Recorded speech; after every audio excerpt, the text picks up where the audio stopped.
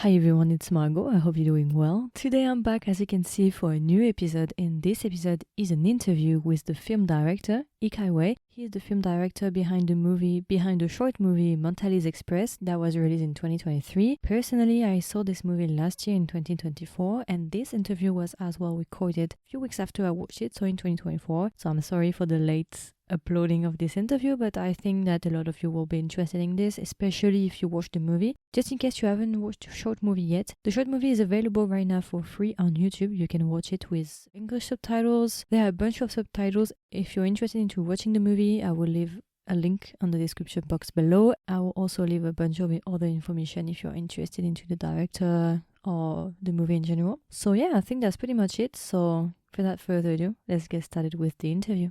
So first of all, thank you for accepting the invitation. Thank you for having me. So maybe for the one who just discovered you during this interview, can you maybe please introduce yourself? Yeah, I'm Kai Wei. I'm from Taiwan, and I normally work as a video editor, and sometimes I work on set as a AD. Mentalese Express is my first film, a short film I work as a director. Yeah. Yeah, I discovered it recently thanks to TikTok actually. Oh, really? Yeah. I heard about that and I was like, oh, I would like to see it, to watch it. And I was able to watch it, so I'm quite happy. And I was very surprised because I really liked the short movie actually, and we'll talk about that later. During the movie, I was like, oh my God, I have to talk with the person behind it. And thankfully, I found like the production team, the Instagram. So I asked them, and then I was able to send you an email. So I'm very happy about that because I have some questions about this short movie. But before we go to that, can you maybe tell us why did you choose to work in this field, the cinema, the movie industry, and why did you decide maybe to become a director? I don't know if it's the end goal for you, but yeah. No, being a director is definitely not the end goal for me. Okay. Yeah, it's right now I only see it as kind of like a one-up thing. Yeah, it's more like I have this idea and I want to make it into a story and then make it into a short film, and I did it, and then we'll see. Yeah. Because it was very hard to find information about you actually, Yeah, and I was able to find you IMDb. I'm a very low profile person. Yeah. I can see that. I saw that you worked on a lot of projects actually, Yeah. as second assistant director, editorial department as well, producer. Mostly I work on like international co-productions, like Mm-hmm. some foreign crews, they want to shoot a film in Taiwan, and not that many people can speak English Oh yeah. in Taiwan in this industry anyway. So mostly I'll get a call. Oh, okay. That's interesting. So maybe can you tell us a bit more about, do you have any favorite movie, favorite director, or in general, any artist that you admire? It's gonna be very long. Um, Take your time. We have all the time you want. wow, there's so many of them. It's hard to pick just one, but if I have to, I'll pick Wong Kar-wai as my Okay. Yeah. son. That's very influential in many ways in my life anyway. Yeah. So I don't know, I'm growing up in Taiwan in the 90s, and Mm-hmm. it was a time like when his film was like uh just Very popular. yeah, very special for me. And I was only a kid in the 90s, so when I first saw them, I didn't really understand or didn't really make Mm-hmm. the connection. And then later, when I became a teenager and grew up and more mature, some of his films starts to connect with me on a deeper level. And I start to realize that, wow, this is something, well, some feelings I haven't felt before. And it's from like his movies. So yeah. And do you have a favorite movie from him? Wow. Chongqing Tough Express. question. Oh, okay. It's actually part of the reason I named my short film Mentalese Express. Yeah. Okay. Okay. And apart from maybe cinema, do you have any other artist that you like? Maybe, I don't know, a band or a writer? I listened to rock music in the 80s and 90s as well. Okay. Yeah. And I'm also a huge nerd. And I don't know, it's just throwing a question like that. Do you know the Taiwanese band, the Chess? I'll probably know some older bands from the night. This one is quite popular and it's a band that I really like in Taiwan. This Taiwanese one. Okay. You might like it actually. Maybe, I don't know. Yeah, send me some info. I'll definitely check them out. They're like a young band or something? Yeah, since 20, I don't want to say something wrong, but 2015 or maybe earlier than that. Yeah, they're definitely younger than my time to go to concert, and yeah, I'm just a middle-aged man at this point. So. But actually, I like to like. It's been a few years since I've been interested into Taiwanese culture and artists, Oh, really? and there are like so many artists in Taiwan. I feel like I don't know that much about the current French cinema as well. To be honest. Okay. Yeah, I would love to know more actually. Like when I say that I like Wubai, Oh, really? people are very surprised most of the time. How I check your Instagram, like most of the films you watch are all like Asian content, like Japanese, Korean. I watch pretty much everything. Oh, okay. Taiwanese. Recently, like yesterday, I watched the movie Abang Adik. I don't know if you heard about this one. No, I haven't. Oh, you should watch it. It's a Malaysian Taiwanese production. Yeah, it's a good one. I think he won like some prizes into the Golden Horse Awards in Taiwan. Okay. Yeah, I'll definitely check it out. So yeah, you like rock bands. Do you have any bands in general that especially that you like? Like local bands or like anywhere? Just a favorite one in general. It can be local. It can be Western one. Local Taiwanese band, there's a band called Wei Quarterback. It's like Okay. quite conventional hard rock band. Okay. Yeah. I'm really more like 90s, like Nirvana, Guns N' Roses. Yeah. It's not that old actually. I was listening to that when I was a teenager as well. Oh, really? Yeah. So we're probably the same age, yeah. No, we're not. I know Yeah. that. I mean, You I'm look 20. I'm 24, so I don't think we are the same age.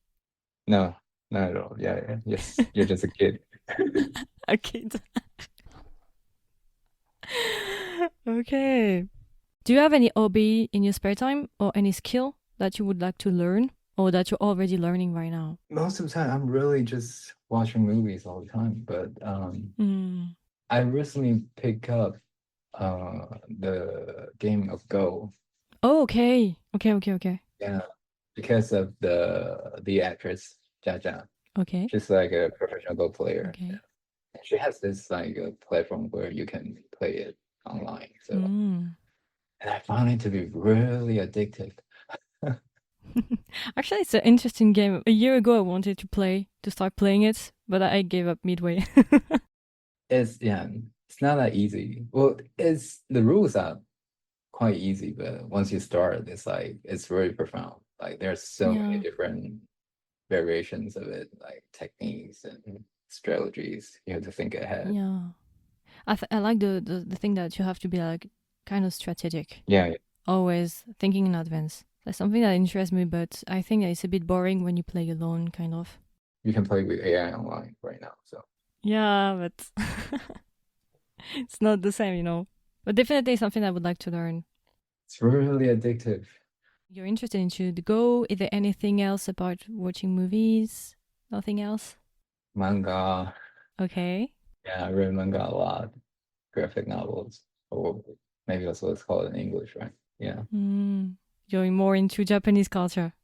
Yeah, I grew up like reading a lot of manga, watch a lot of anime, so I'm a huge nerd. Mm. I can speak some Japanese just because, Oh, yeah.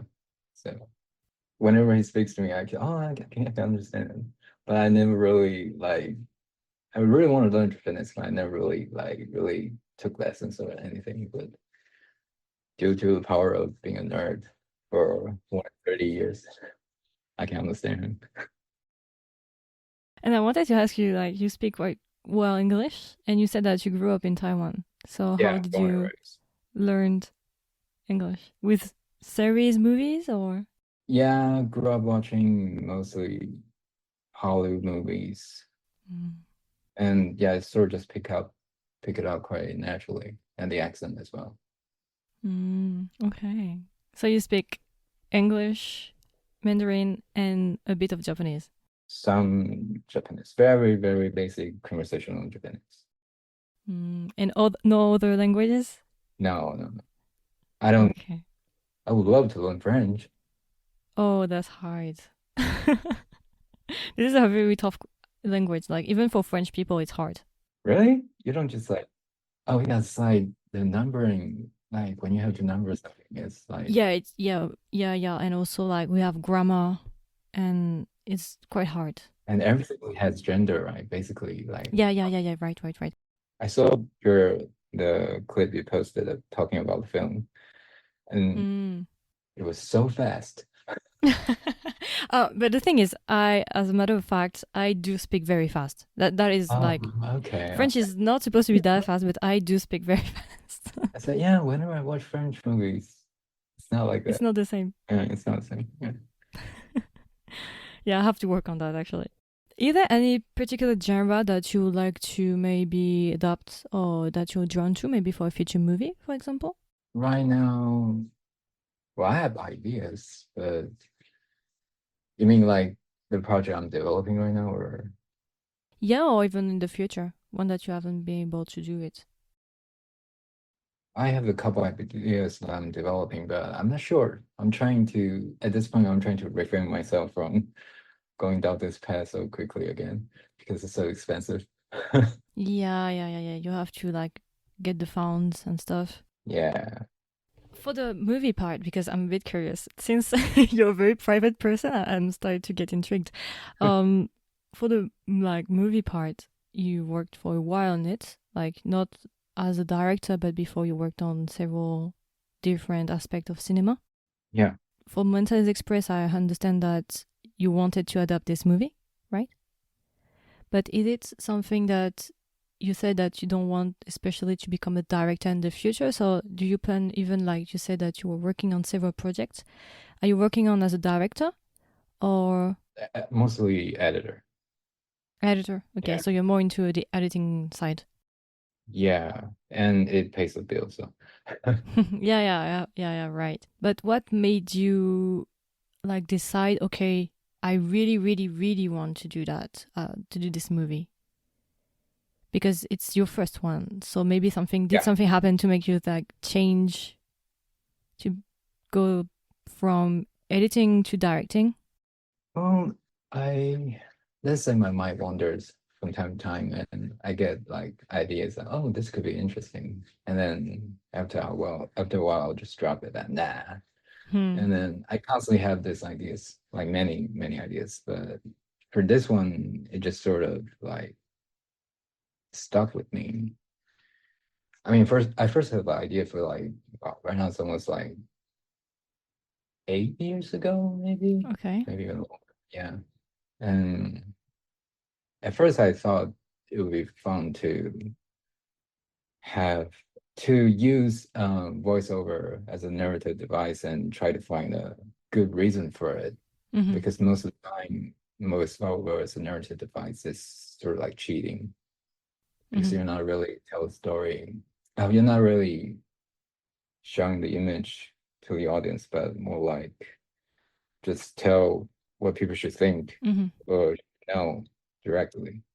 But I guess I'm kind of rebellious in a way, and I kind of like, oh, I want to use this tool that people don't really see as a important enough device and find a good reason for it.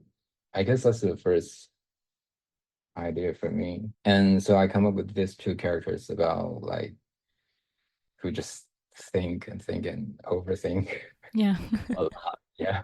And they look just like us from the outside, but yeah, in their minds they're just like overthinkers. So you wanted to explore this side of cinema, kind of the internal monologue. Yeah. And try to find at least a good enough reason for it. Mm. And for the title, because you gave a little hint previously about the title, Mhm. Mentalese Express. Can you tell us a bit more about why this title? Um, Well, the first reason is because I love Chungking Express, like I mentioned. Yeah. Yeah, and I just have to do it. And yeah, and the other reason is I kind of don't want to explain it, to be honest. It's okay, it's okay. Mentalist is like a quite an obscure word. I sort of just stumbled on it, and it's like from yeah, and sort of reflects these two people's thoughts, like their own languages in their thought. Mm-hmm. So I think it's Okay. yeah. The other one reason Yeah. is I want to live it too. Yeah. One thing that I like about this movie is the fact that it is so entertaining and it's well paced. Well, I'm an editor. Yeah, that's right. And what I like is the fact that it's only happening in one place, the elevator, mainly in the elevator, and it's because most of the time, like I have my own like history on movies and dramas, Mm-hmm. and I know some dramas that did the same thing. Obviously, it's not the same like it's not as it's more lengthy, I would say, for a drama, of course, Mm-hmm. compared to a short movie, but still they did the same like stuff with one place, everything is filmed in one place, and most of the time I found it a bit boring when they do that because it's not very stimulating, you know. But with your movie, I really liked it because I didn't see the time going through. It was very fast. It was like 18 minutes, but it felt like 5 minutes, Mm-hmm. and I wanted to have more. And it's in one place, but you're not bored of it. I don't know how to explain it, but yeah, I like it. That's why I wanted to talk with you, actually. Uh, Merci beaucoup. Oh, French. And is there any reason why you filmed in just one place? I can guess, but I just want to ask Main you. reason, of course, is finance restrictions. Yeah, Yeah. So yeah, I guess that's. yeah, I didn't have a lot of money, so the challenge I gave to myself was that how do I come up with a good story or good enough story and try to tell it in one main location and with two main characters. Yeah. Mm, At first, I set the scene in the like the train or the subway system the in Japan. subway? Okay. Yeah, Japan. And because in Japan, well, it's not illegal to talk, but it's frowned upon to speak loudly. And Mm-hmm. so the situation will also work. And but I'm in Taiwan naturally, so I started to think, oh, maybe there's another place that this can work. And this is one of the time when I just sort of like, okay, I'm kind of really want to make this. So I started thinking more realistically. Mm-hmm. And then, okay, I'll set it in an elevator in an office building about these two people. Yeah. Actually, maybe it was easier, I guess, to film in Taiwan than in a subway in Japan because Yeah, yeah. logistically, it might have been difficult. Well, to shoot it in an elevator is also very hard because you can't really shoot in a real elevator. There's no camera placement. Yeah, it's just too tiny to shoot in a real elevator. So we had to build the elevator as well. So So this elevator was not a real one? it is all the materials is from a real manufacturer, Hitachi. They sponsor us with a real elevator. Yeah. So it wasn't a set. It was a set. Yeah. Oh. Yeah. Oh, okay. Yeah. Because I wanted to ask you some fun fact about the movie. Now we have one. Yeah. Yeah. Yeah. I sort of went to Hitachi and say, hey, I want to make this short film that's completely in the elevator. Sponsor me, please. And to my surprise, they say yes. Yeah. I'm really thankful. Mm. Yeah, definitely it's easier to do it on a set because you're right, with the camera it might have been like difficult. Yeah, yeah. No, it's impossible, really. Okay, and do you have any other fun fact about the movie maybe?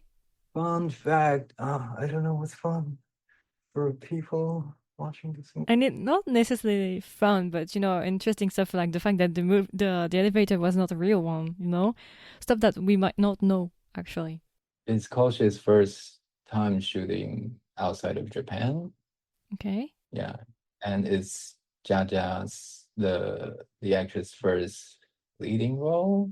Okay, yeah, I saw that she played in the Taiwanese drama Oh No, Here Comes the Trouble. Yeah. Okay. Before this film, she was in. Well, she was mostly in supporting role. This is her first like lead Leading role. role. And Yeah. and why did you choose those two actors? For Jaja's part, because she's a professional Go player, I was looking for the character. The character needs to have some sort of duplicity, duality Okay. to her to justify using voiceover as a narrative device. Mm-hmm. So I was definitely looking for someone that can have multiple aspects of her. And I thought of Jaja is because she is a Go player. When she played Go, uh, it's one thing. She's in the status, and when she's not, it's maybe she's an actress or maybe she's like doing something else. It's another story. And I saw the difference Mm-hmm. in and thought, oh, that would be great. And I just sort of like emailed them the pitch deck, and to my surprise, they got back to me and said they're interested. And I was like, oh, really? I'm a nobody, are you sure? And this is just a short film. And for Koshi, it's more of the same story. Oh, so I mentioned that originally I was kind of set this in Japan, and then when I tried to make it into a reality, Mm-hmm. I switched to Taiwanese actors. I guess part of me still couldn't forget the Japanese part. So, and I thought that, oh, maybe it would be really fun to hear two different languages Mm-hmm. in the voiceover. So I started to ask my Japanese friend for some recommendation, and he sent me a list of all the up and coming young actors. Mm-hmm. I saw this one interview of Ko Xiang line. I think it was his first an interview he did for his first feature film, and he was really nervous, Okay. and that's sort of like made me make the connection. Oh yeah, it's a very nervous, shy character. Mm-hmm. Yeah, apparently he turns out not to be like this, but yeah, he's a great guy. To my surprise, they got back to me, and just so happened he has like a month of free time, and we decided to shoot it. Okay. Yeah, flying to Taiwan, and because he's more like established, so I was really surprised he was game to do. We rehearsed for a week and then shoot for six days. Okay. Uh, yeah, I had a great time. And did you face like any challenges during the shooting, the making? Not at all. Everything went Okay. so smoothly. Smoothly? Yeah. Wow. Well, Okay. it's a very contained shoot. Um, we had like 2 days in the elevator hall in the office building, which is interior, and then 4 days in the soundstage with the elevator. Yeah, everything is quite smoothly. And Mm. I guess it's also because it's comedy, so everyone the vibe is very great. And oh, the only thing I worry about was the execution about the voiceover, Yeah.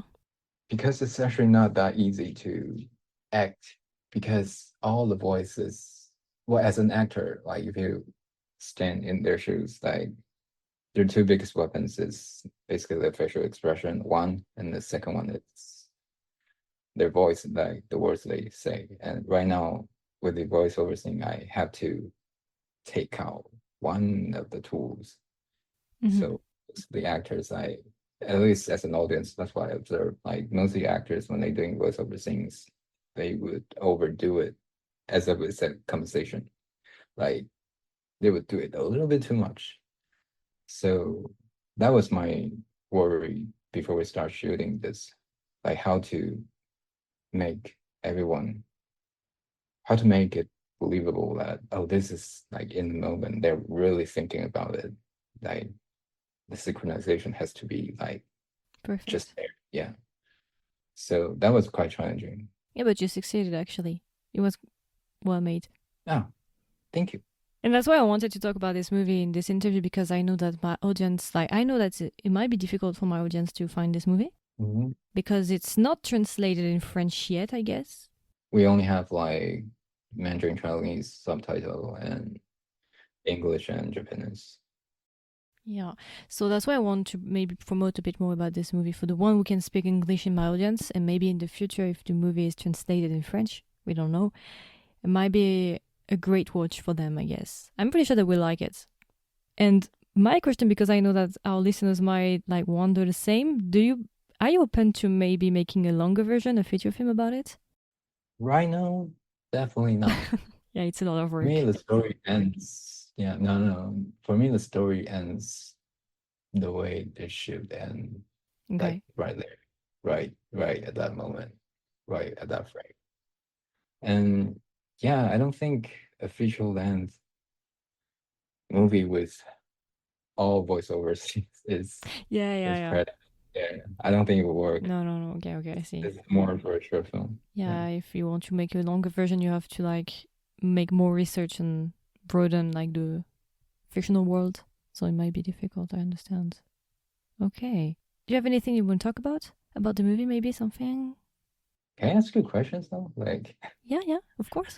Go ahead. because I'm more interested in the feedback from other people, like what I feel about it, like what I think about it, that sort of thing. That's like more interesting for me. Or maybe that's Okay. the point I'm doing this anyway. I'm definitely curious about yeah, like one thing, like I'm quite surprised nobody found it to be at least a little bit creepy. Everyone's just saying that it's so cute, it's so cute. Like from a female perspective, don't you think it's also a little bit creepy? What? Like the story, like the plot. No. I Really? find it funny. No? I find it funny actually the gap between the two. Like one thinks that he's a pervert and the other one is in love.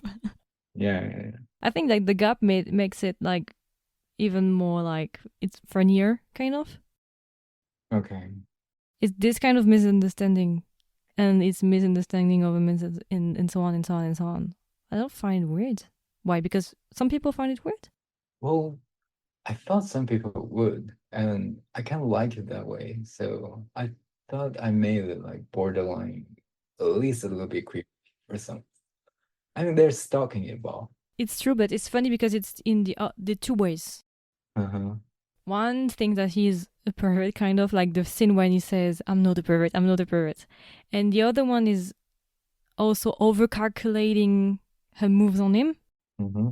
So I find it funny that the two like are over interpreting each other's like thought and intention. But I find it quite real. I mean, I think some people can identify to them. Maybe not the guy, but more like the female lead, maybe more. But that's also maybe because you're female, so you relate. Yeah, yeah, maybe that's that as well. Because do you identify more to the guy? Can you identify to the guy? Well, both. They're both like basically characters living in my head for years, so I relate to it like a lot. Mm. Well, part of the reason I thought I had to like make this film to like get this out of my system is because these two characters have stayed with me for too many years and start to act like my imaginary friend, and it's like, oh, this is getting out of hand. I have to like I relate to both of them. Mm. But I'm pretty sure that the audience will like it. At least mine. I'm pretty sure of it. Like it's funny. The rhythm is great. It's well paced. I like the characters. They are funny, and the voiceover is quite well made. Yeah, I guess I'm just quite surprised by everyone's reaction. Really? Nobody finds it really creepy? I mean, it's kind of worrisome though. Like, yeah, like stalking is wrong, guys. But he's not really stalking her. Well, there is some level of stalking, and he also tries to sneak a picture. So Yeah, that I have. Yeah, that part was a bit. But I'm not talking about me. Huh? But I know people, like, even in dramas, like, most of the time, the thing with the picture is more like female leads do that sometimes in stories. Oh, okay. It's not something that I have to admit that it's a bit weird, but I saw that in several dramas when girls are taking picture of the guy when the guy is handsome, for example, and they do that. So maybe I'm used to this kind of, not trope, but action because I've seen it in other dramas, but I have to admit that if it's in real life, yeah, it will be weird. But apart from this, like when he takes a picture, now that you say that, I can't forget about that now. Yeah. Yeah, it's a bit weird. Okay, but overall, it's not that weird. I find it more funny than weird. It's not truly stalking her. My idea is to try to make it like borderline. Hopefully some people will find it cute, some people will find it creepy, but the reaction was overwhelmingly one-sided, so which makes me a bit worrisome. Like, stalking is wrong, guys. Yeah, it is. Don't take picture of stranger, please. Yeah, don't take pictures. It's wrong. Apart from the picture, I mean, apart from that, I mean, it's normal. Apart from this part, I don't remember any other problematic. Yeah. I Okay. don't remember anything else. Who do you think is the protagonist in this story? Oh, this is difficult. Oh, let me think. Because I've seen it like a few weeks ago. Mm-hmm. I didn't have time to watch it again. We had to release it on YouTube. You can watch it on YouTube right now, actually, the whole film. Aren't they both of them? Well, depends on, I guess it also depends on who you relate to more. Because for rom-com stories, at least for me anyway, one is a protagonist, one is an antagonist. And it's a special Antagonist? aspect about rom-com because basically we're asking the audience to want the protagonist and antagonist to be together, but they are also at conflict as well. That's why I find rom-com to be fascinating, at least for me. Hmm. Yeah. So if I like continue your thoughts, previously you said that the male lead was more like a stalker, so I guess that the antagonist is him, from your point of view. Okay. There's no correct answer. So I'm just trying to guess from your point of view because from my point of view, I just thought that it might be like a story, just a floating moment about just two person who like each other's. But I was not like, oh, he is the main or she is the main. They are both the main story, the center of the story. But if I watch it from your point of view, when you say that one is more problematic, but the thing is difficult to say which one is the main character because we have both the monologue, internal monologue. yeah. So it might be difficult to choose one because most of the time the main character is the only one, because he's the center of everything. Yeah, that's why I want to ask people this question as well. So it was a tricky question actually. Yeah, that's why it's fun. Or for me. I feel like I'm doing an exam. No. There's no correct answer. Maybe we can go to your future project if you want. I mean, I only have ideas and Yeah, it's still projects. I mean, it's interesting to know if are you working on something or maybe preparing to do another story or I don't know. I have another rom-com idea that's probably longer. And then Okay. on the family drama Okay. and then a murder mystery. All in once or different ideas? Different ideas. Okay. They're all in various different stages Okay. of development. But yeah, I don't know. As I mentioned, I'm trying to refrain myself to go down this path so quickly because it's so expensive. Yeah, true. It's difficult. And yeah, so we'll see. If it ever becomes to like this one, like it just stuck me and become an obsession, like I have to see it, then maybe I'll do it. But I don't know. I need to pay my bills first. Okay. And so you are you more interested into the directing part or the screenwriting part when making a story? Or both, maybe?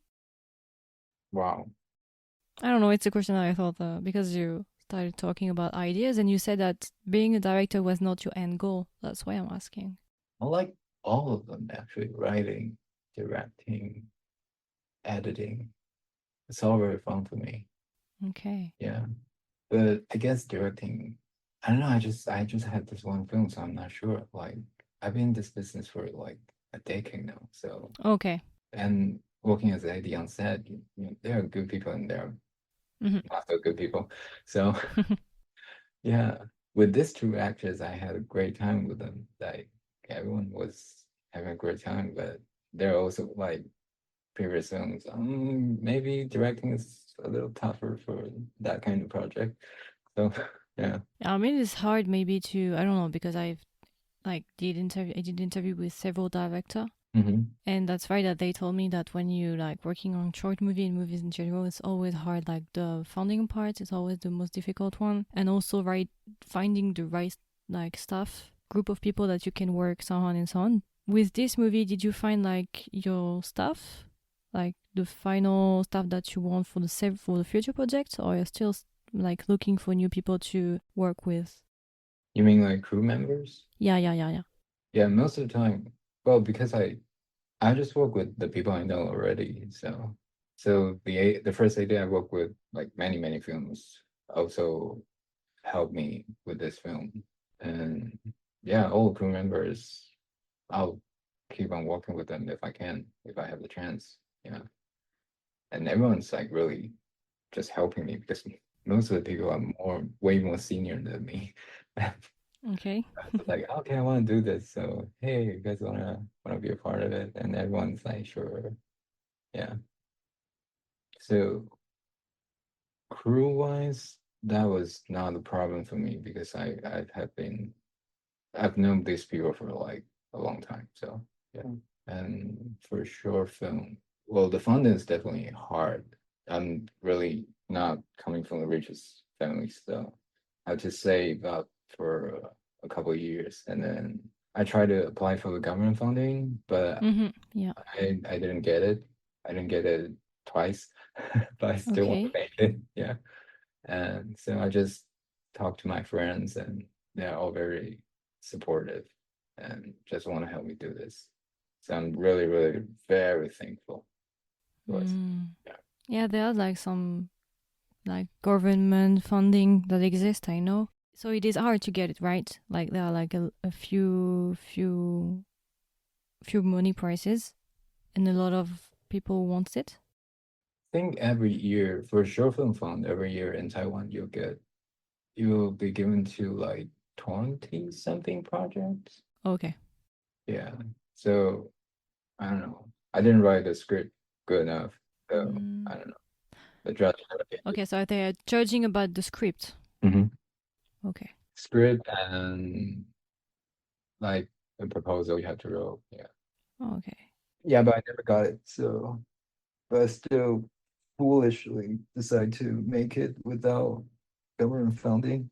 So I went with like sponsorship from Hitachi and uh, another sponsor is Family Mart, which would cooperate on the product placement part, like the Mm-hmm. coffee cup you see in the film are all from them. So they're also very generous to help me to make it. So Mm. which I later learned is quite rare for a short film to be getting sponsorship Yeah. because most of the short film would never, yeah, most of the time they just have government funding and then they ship out the rest of it and went out and shoot. My case was quite rare. I later learned. Yeah. Mm. I already like did interview with two directors who like made short movies as well. One is in Korea, the other one is in Singapore, and they told me pretty much the same thing. It's difficult to find funding, and that's not enough money from the government, and so many like scripts and artists that want to adapt their stories. Yeah, I knew from the get-go that it's impossible. It's definitely very difficult for a short film to get funded. So that's why I also, like I mentioned, I try to make it in one location and two characters. Mm. Yeah. And you said that you've been in this industry for like a decade. So did you study like movie making at university or something, or did you like learn by yourself? Um, for my undergrad, I majored in business school. Okay. Well, it's like management information system. So it's like half business, half IT. Mm-hmm. And after my military service, which is mandatory in Taiwan, I was like, Yeah. oh, Yeah. doing something you don't like, life is very, very hard for me. So I decided to try it. And then I went to a film school. Yeah. Okay. And I was in the producing program, actually. Okay. So that's 2 years grad school. And then 10 years in the film industry. Mm. 11 years now this year. Yeah. Okay. And something I wanted to ask you, if you plan on continuing making movies, like the ideas that you have and that you become more famous, do you plan on still keeping like being low key? Or do you plan on maybe I will try to the best of my ability to stay as anonymous as possible Okay. if I can. Yeah. It might be hard in the future. Yeah, I just like Like I a got secret in agent type of thing. I got in a Double life. I got in a local short film festival, and yeah, everyone is like, oh, as a director you have to be on screen, you have to like, I was like, no, I don't want to be interviewed on camera. No, I don't want to do that. No, don't take my pictures. I don't know. Okay. I tend to be a low profile person. Yeah. Most of the time, the director are not like the first one that you film, but it's true that most of the director we know, like we see them on stories or Instagram, social media, or in interview, for example. It might be quite intriguing for the listeners. Oh, to what? Right now, you're low key, so they won't be able to find you because most of the time, people like to follow directors maybe in social media stuff like that, but they won't be able to do it. Yeah, I'm not on social media at all Yeah, personally. you have IMDb. Only IMDb, and I only have like my company's account, Mm. Instagram and YouTube, yeah, and Twitter, yeah. And maybe before like finishing this interview, I just wanted to ask you something. Apart from the project that you're still working on and you're thinking about it, is there any goal that you would like to achieve in the future? Anything? I'm a man with no long-term goal. Okay. Yeah, I don't even know what I'm gonna have for lunch tomorrow.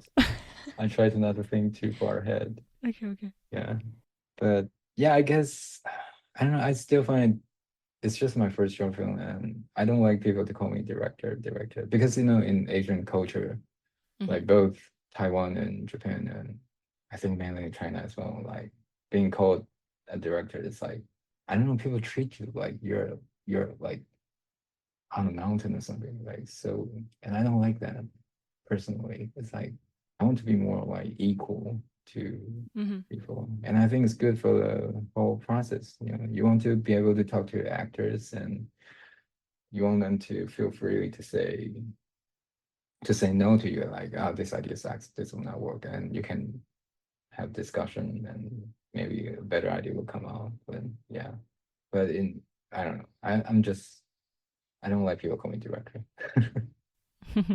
And just I thought about something. Do you plan on maybe submitting your movie to festivals around the world? I did. I didn't get in like many festivals. I think right now I only got in like the short film festival in Taiwan. That's it. Yeah. Over the weekend we found out that the film was pirated on some like random website in India, I think. So we yesterday we released a film on YouTube. So Yeah, I saw that. yeah, So now it's available like for everyone. for everyone. Yeah. I will leave the link. I will do the promotion on my end. So Thank you. because a lot of people told me that they wanted to watch it, but they didn't know where to watch it when I first talked about it on social media. Yeah, I guess it's hard to convince people to convert people into a paying customer for short film. Like in this interview, there is a description box. I will leave everything. I will leave like the link for the Instagram production, and as well the YouTube video, the YouTube link for the short movie. Sure, thank you. You're welcome. Okay, I think that's pretty much it for the interview. Do you have any final word maybe for the listeners? Anything that you want to say? Yeah, comment after you watch it, comment on the YouTube page. I will check them from time to time. Tell me whether you think it's cute or creepy, and who is the protagonist in this story. Actually, if people are listening on YouTube, I can like do not YouTube, Spotify. I can leave a poll. I do a poll, so I will just ask, do you find it cute or creepy, and people will be able to vote. Yeah, that would be nice. That would be interesting. But I think it will be more cute. I will like say that people will say cute. Apart from the moment when it takes a picture. Yeah. This part, you're right, it's a bit creepy. I look forward like watching your future project. If there is one, I'll let you know. I hope they will. Okay. So have a nice evening, I guess. Yeah, you two have a nice afternoon. Yeah. Thank you. Bye bye. Bye bye.